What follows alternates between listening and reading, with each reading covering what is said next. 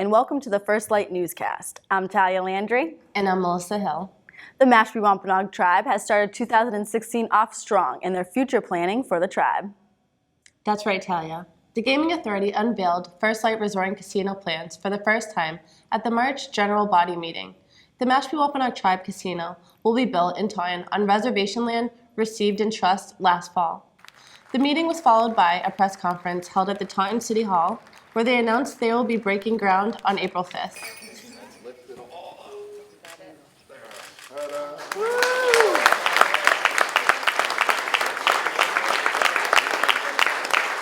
We're real.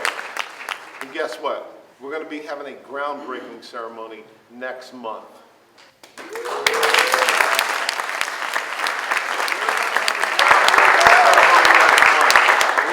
So all the doubters out there, sorry, it's over. Time to pack your bags and go home, because First Light Resort Casino is happening right here in the city of Taunton. We're going to have a groundbreaking ceremony next month, and then certainly construction to happen soon this construction season, as we've always said it would. Next, the Mashpee Wampanoag Tribe hosted the Mass Gaming Commission for a historic meeting to discuss the plans and educate the commission on the tribe's history. We are just one of an original 69 tribes in one nation. It's a $500 million plus investment just in the first phase. What gets rolled out in June of 2017 is best in class, meaning it beats anything else in Region C. This will be the finest high-limit gaming rooms in Massachusetts. I guarantee it. Not only was the casino discussed and presented this month, but also the Tribal Government Center put on a 2-day economic development input session. I had a chance to speak with senior planner Danielle Hill to get more information on the conference. How are you doing today, Danielle? Good, how are you? I'm doing great. And we're actually here at the Economic Development Community Outreach that Danielle has put on for the tribe and the community. Can you tell us a little bit about it? Sure, so for the last 2 days we have been putting on a community input session where we're focusing on economic development, and we're asking tribal members to let us know what their vision for the future is for the tribe.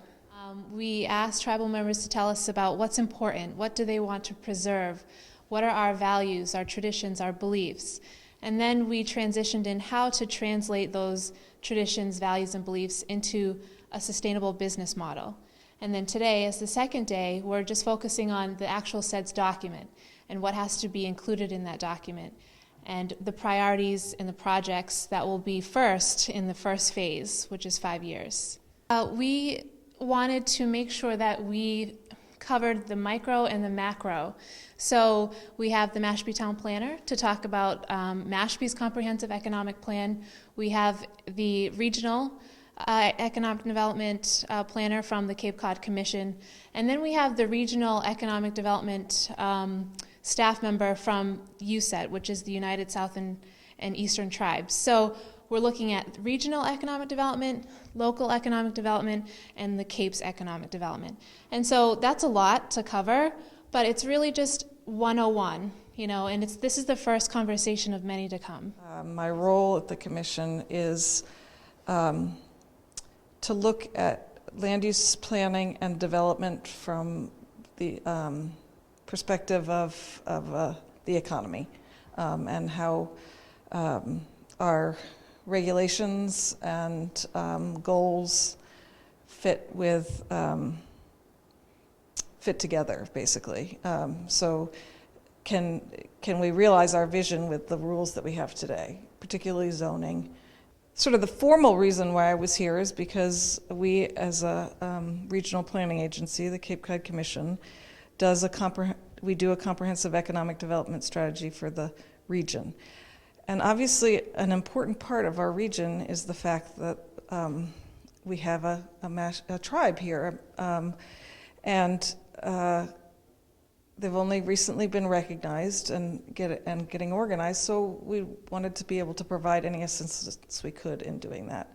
And the hope is that our plan and the tribe's plan can work together to make it better for all of us, really. The values that that the tribe seems to place on the natural environment, I think, are something that we should all learn from and continue to move forward on. I think that as a community, the larger region, I think, recognizes it, but when it comes down to whether I can build what I want on my little piece of property, it seems to go out the window. And we need to think more as a larger community and less as individuals with short-term goals. We need to think in the longer term. This is an important time for the tribe as we really think seriously about our future, given the opportunities that are on the horizon. And it's just timely, and it's important, and it's, again, it's the first of many more conversations to come. All right. Thank you so much. Thank you. The Youth Council just got back from Unity Mid-Year Conference 2016 in Arizona, and I had the chance to sit down with Youth Council Chairwoman Ciara Jackson to get the inside scoop. Hi Ciara, welcome. So tell us a little bit more about the Unity Mid-Year 2016 Conference. This year, Unity was it was their 40th anniversary. I'm currently the chairwoman. We took about 8 youth council with us. It was about coming together to build, like a stronger bond with different nations around the world and things like that. The kids were also involved a lot this year. They took on a big role, like being clan leaders or, introducing people on the stage or just, being the leaders pretty much all around. Okay, so it really helps mold Native kids into these leadership roles. Yeah, that's what Unity really is about molding the kids and to be like better leaders, or it just shows them like how to run a meeting, even talking about Robert's Rules of Order or something like that, just to show them that, there's different steps you can take to be a better leader and things like that. Like myself, I usually, when I go to these conferences, I'm the quiet one, but I really challenged myself this year to, be more outgoing, and I actually got on stage, introduced people. I was a clan leader. So a lot of the kids did the same thing. They were clan leaders. They ran some workshops. So they really took a big role this year on public speaking and just, getting to know more of the kids. So it really brought some kids out of their shell, you think? So what did you specifically learn from the conference that you think that you can bring back to the community, as well as maybe the other kids as well? This year I definitely learned that your voice can definitely, affect someone else. Like I said, this year I challenged myself to, be more outspoken, learn more about the kids. And actually, before I left, 3 kids came up to me and told me like I changed their life completely.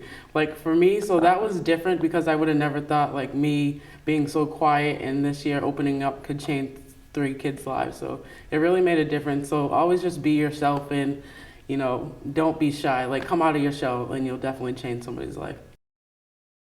Well, thank you. Thank you. Thank you for being here. Also, the Youth Council came by the studio to interview each other on what they took from the conference to share with the Tribal Council.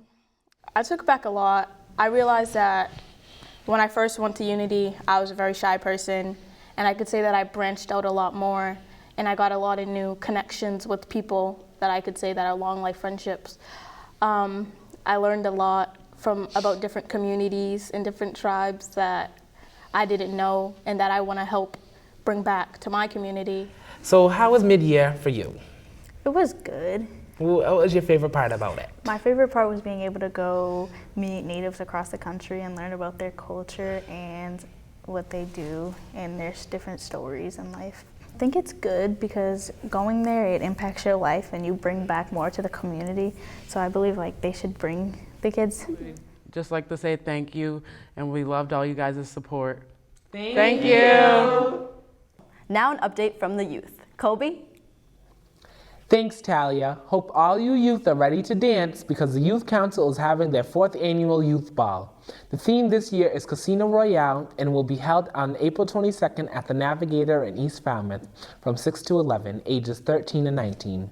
The Mashpee Wampanoag Government Center has an after-school program on Tuesdays and Thursdays from 3 to 6, and it's for grades kindergarten through 6th grade. For more information, you can email Tracy Kelly at tracy.kelly@mwtribe.com. Crystal Maddox has dance classes from 6 to 8 on Thursdays at the Mashpee Wampanoag Government Center, so if any of you kids want to learn how to dance and get ready for powwow, you should check it out. Calling all tribal teen girls, if you are interested, there is a program for you guys called Native Women of Mashpee. It is held at Mashpee TV on Mondays from 5 to 7. For more information, you can email teennwm@gmail.com or like their Facebook page. All teen tribal girls are welcome. Now in other news, a young Wampanoag warrior is in need of help. Bryson is the son of Marcy Hendricks and Brian Purdy. Earlier this month, Bryson and his family found out he needs a bone marrow transplant. Marcy is asking cousins, friends, anyone from Native American descent to please go to www.deletebloodcancer.org. There you can register and have a prepaid kit sent right to your home. And that's all I have for you today. Check back with me next month for more youth updates. Back to you, Talia and Melissa.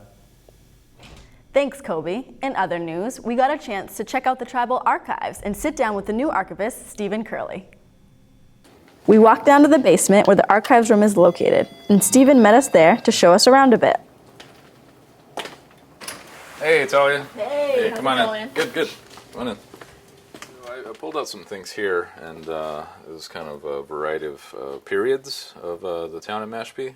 So you'll see here that these are sort of old reproduction photographs of some kids from the 1800s, early 19th century. And if you want to move over here, we have a variety of things, most of them being photographs, but we have some poetry that some of the leadership prior in the 1990s. This is actually Russell Peters. I guess he was a poet amongst other things. He was a jack of all trades. This one's titled Ancestral Land, and another poem by Mary Lopez. 1976? Yep, 1976. She was also a Jane of all trades too. Yep. So this is Is this the first Mitarks? These are some of the first Mitarks, yeah. So I mentioned this earlier, and so yeah, this is looks like Volume 2, Issue 1. So this is probably a year after the first Mitark was published. So this is around 78 or so. So were these already here when you got here, or did you find them? Yeah, luckily some of the boxes that were sort of riddled through here, riddled in this room, were sort of aggregated by a consultant who came before me, who was an archivist, a professional archivist, and she sort of identified Mitarks and other potential artificial collections. And yeah, so I sort of finished the job, and I just further organized it, and it's just kind of arranged by date. So you have some here from 77, 78, 80, 81, and that's just kind of how it goes throughout the whole collection. If you want to look at this finding aid, this is one of the sort of documents that I produce as the archivist, and this is just essentially a glorified inventory of what is in the collection. This is where I keep sort of accessions that I'm still trying to figure out where they fit in the whole organizational scheme. And if you want to walk in here, you can see it's sort of a milieu of various objects and items. There's some photographs here, and some of these things I still need to, organize and describe. What sort of a collection looks like in the stacks when it's completed. It'll look something similar to this, and keep in mind that not all of these collections are 100% done. They're not 100% complete, but it's a work in progress. So here you have federal recognition documents. So these are papers that were sort of aggregated by the tribe and researchers and lawyers and that sort of thing during the time that the tribe was trying to Okay. During the time the tribe was submitting applications and petitions and things like that to the branch of acknowledgement, part of the Bureau of Indian Affairs. So this is actually one of the bigger collections that we have. And if you want to imagine this sort of the stack here being tripled, that's essentially what I was working with before it sort of got condensed into this form. And the reason that is because there's a lot of duplicates, so I had to sort of go through it and weed out what was already in here. Because one thing that we want to sort of conserve, other than the actual items, is we want to conserve space, because space is very valuable too. As you can see, it's not a big room. Yeah. So we see all these boxes too when we talk about temperature and stuff like that. Is there anything special about these boxes, or? Yeah, so these boxes, they're what's called acid-free boxes. So, and they're also they house acid-free folders as well. So it just makes it as such that the documents don't really leach into other documents. And so that's one thing that you don't want, is to make it. We then sat down with Stephen to get a little bit more details about archiving. So thanks for having us here today, Stephen. Can you just start off by telling us a little bit about what you do? So first off, I've actually been here for about 6 months now, and I got here from Tucson, Arizona in September of last year. So I was brought here to sort of organize, describe, and present historical documents that relate to Mashpee, and particularly Mashpee Wampanoag people.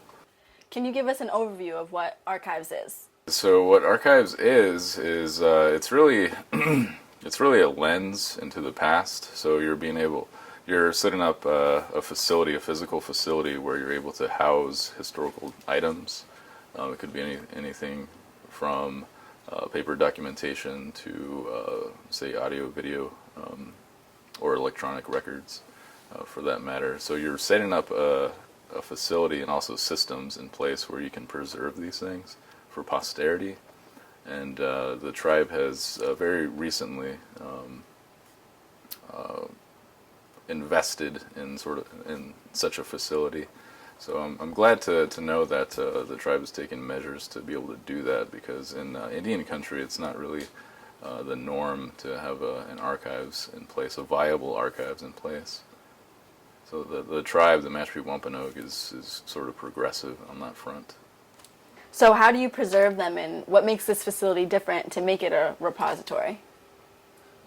So when you first walked in, you noticed that there was security doors. There's a touchpad that you had to input your passcode and everything. So that's for security reasons.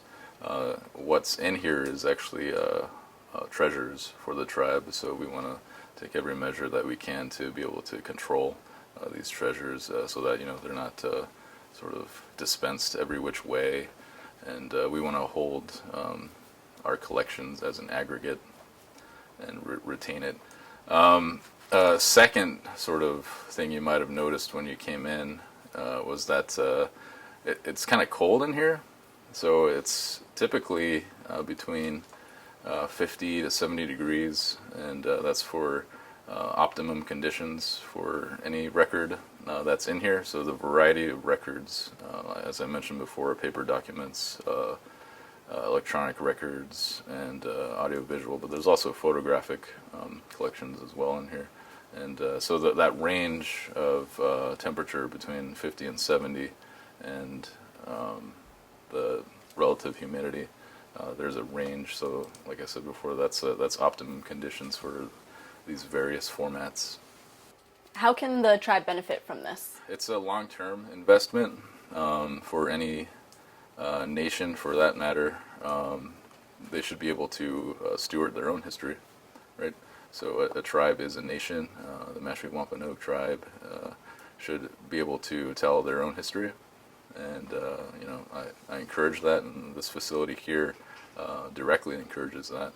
And so yeah, it's my hope is that sort of the younger generations will be able to sort of reflect on where Mashpee has been, and so that way it sort of harkens back to that old adage where you need to know where you've been to know where you're going, essentially. So can you tell us about your progress so far? As far as progress goes, I would say that tons of progress has been made, just because the fact that no archivist has really been here before, sort of full-time and working towards meeting preservation standards and things like that. What sort of access does the tribe have towards the room? Well, currently, I don't really like to advertise that we're open, but then again, I won't ever turn anyone away from visiting with us. And I don't advertise that we're open because, just the state that we're at right now with the archives is that most of the things here aren't cataloged. If there were any prior catalogs in place, they're not cataloged very well. So there's a lack of intellectual control in this facility here. And so, it's my job as the archivist to be able to describe and arrange and ultimately preserve and present these things. So presentation is typically sort of the last sort of phase of that workflow. So are you accepting donations, looking for any type of donations? Yeah, so for folks who want to donate to the Tribal Archives, they can always get in touch with me and always call me directly or get in touch with the Tribal Historic Preservation Department. So a lot of people hold items in their personal collections that have sentimental value to them. How can you make them comfortable enough to give them to you? Yeah, well, that's sort of part of doing things like this video, sort of making it more of an open sort of affair, and presenting to the community this space, because a lot of folks don't know that it's here, and so it's part of outreach, So can you describe what a collection is? A collection is typically aggregated on a commonality. So it could be a person's papers, it could be an institution's records, it could be aggregated around a subject. To give you an example of that, we have the Mitark collection. And the Mitark, for those who don't know, it's a monthly newsletter that the tribe circulates within its tribal role. And so it's helpful to be able to sort of reflect, like I said, reflect again on what was going on at the time. And it's kind of a nice little package where you see illustrated from the tribe's perspective what was going on in the 70s, what was going on in the 80s, and so forth. So what do you see for the future of archives? Digital really is sort of the way of the future, but so you sort of need to step back and say that you don't want to just have digital items, because it's sort of magical to be able to hold something physical that has a lot of meaning and a lot of history to it. So digital records is something that we're prepared to take, and I would enjoy that we take digital records. So like somebody could potentially donate a hard drive or something like that, and then we would just preserve it here just like any other physical item. Do you only take physical donations?